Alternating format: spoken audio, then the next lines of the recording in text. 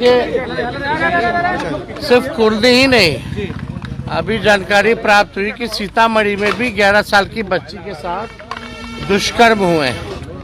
ये पूरे बिहार में कोई ऐसा जिला नहीं जहां इस तरह की घटनाएं ना हो।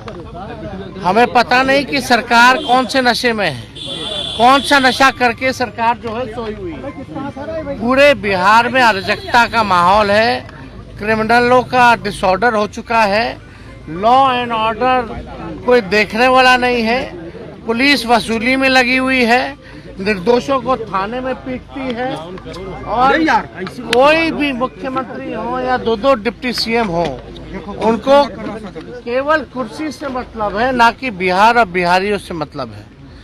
पूरी तरीके से घटनाएं बढ़ रही हैं, हत्या हो रही है, लूट हो रहा है, अपहरण हो रहा है।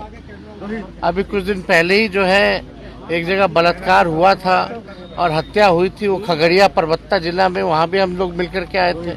पूर्णिया में बलात्कार हुआ, अभी सीतामढ़ी में सुनने आ रहा है कि 11 साल की बच्ची के साथ गैंग रेप हुआ है, कुर्दी में हुआ ही हुआ, और ख़ास तौर पे मुजफ्फरपुर जिला में तो इतना क्राइम बढ़ गया। वो वही जिला है बालिका गृह वाला।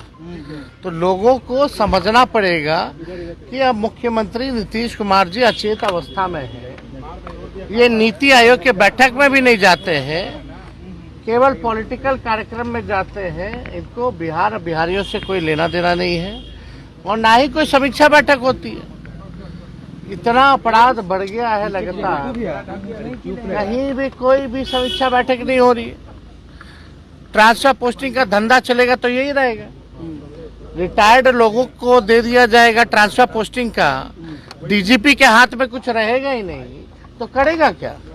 तो ये पूरी तरीके से सिस्टम एकदम नकारा हो चुकी है, सीएम एकदम थका हारा हो चुके हैं, बिहार इन लोगों से चल नहीं रहा है।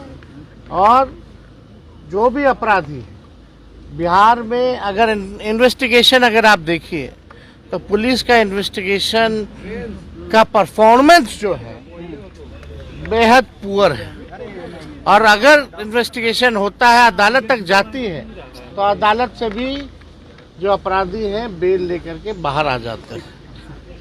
जो पुलिस जो है वो सजा जो है नहीं दिला पाती। भ्रष्टाचार का अलग केस चल रहा है ईडी और सीबीआई में, कौन कौन अधिकारी है, कौन कौन मंत्री है, लेकिन खबरों में नहीं रहता है। बिहार अलग माहौल पूरी तरीके से बिहार में बना हुआ है, जहां पुलिस का ही एनकाउंटर हो रहा है और अपराधी जो है बेलगाम घूम रहे हैं। स्वास्थ्य मंत्री जो लोग समझ गए, कुछ दिन पहले ही हमको चुनौती दिया जा रहा था कि आइए मैदान में हम से फरिया लीजिए और डिबेट कीजिए। पहले इस पे तो बात करें, केवल एक सवाल का जवाब दे कि उस 11 साल की मासूम बच्ची को बेड क्यों नहीं मिला। इसका केवल जवाब देना चाहिए। तो आप समझ सकते हैं कि इन लोगों को तो अस्पताल में भी जाते हैं, चमकी बुखार भी होता है तो क्रिकेट का स्कोर कितना है वो पूछते हैं। कितने गंभीर है इन लोगों का। अरे भाई, मंत्री जी का पीए जो लोग हैं वो तो बेड बेचवा लोग हैं। आईजीएमएस में जाइए कितना बेड बेच रहा है, हम तो डंके पे कह रहे हैं जो इन लोगों का पीए है। कमिश्नर मंत्री जी को, लेकिन तेजस्वी जी सवाल है कि मुख्यमंत्री तीन सदस्यीय डॉक्टरों की टीम गठित की गई है। पीएमसीएच में जो लापरवाही हुई थी, लिपापोती मानते हैं ये क्या एक बस घटना जो होनी थी हो गई।